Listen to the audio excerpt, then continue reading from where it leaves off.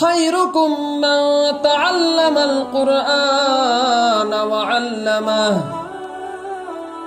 السلام علیکم ورحمۃ اللہ وبرکاتہ۔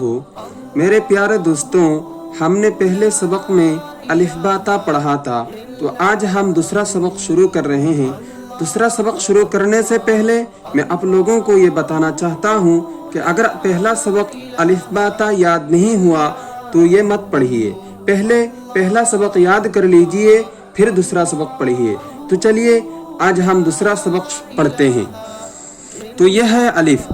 الف کے اوپر جب زبر زیر پیش آ جاتا ہے تو یہ حمزہ ہو جاتا ہے، تو اس کو ہم ابھی کہیں گے حمزہ۔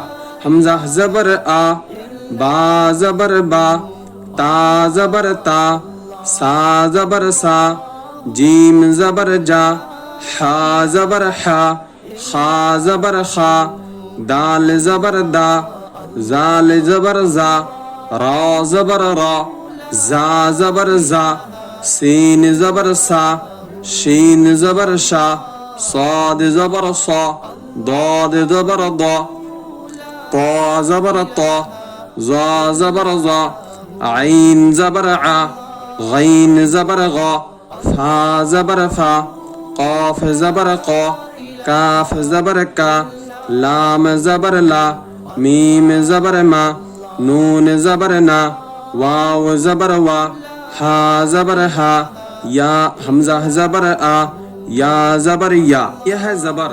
جب الف با تا کے اوپر زبر آتا ہے تو اس کو ہم حمزہ زبر آ، با زبر با، تا زبر تا، سب آ با تا سا جا حا خا دا زا را زا سا ایسا پڑھیں گے۔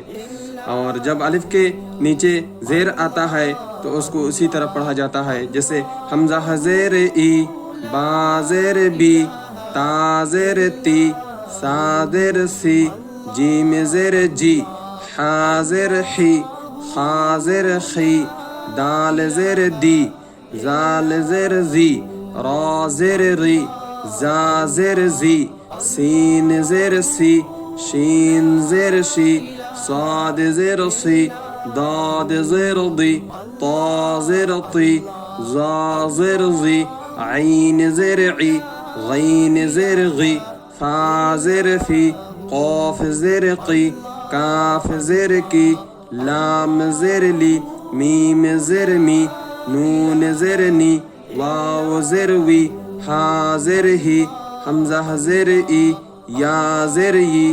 حمزہ دو طرح سے لکھا جاتا ہے، ایک تو ہے الف کے اوپر جب زبر زیر پیش آ جاتا ہے تو اس کو حمزہ کہتے ہیں، اور اس طرح سے جب لکھا ہوا آئے گا تو اس کو بھی ہم حمزہ ہی کہیں گے۔ تو یہ آپ کو یاد کر لینا ہے۔ ہم دوسرا سبق شروع کریں گے۔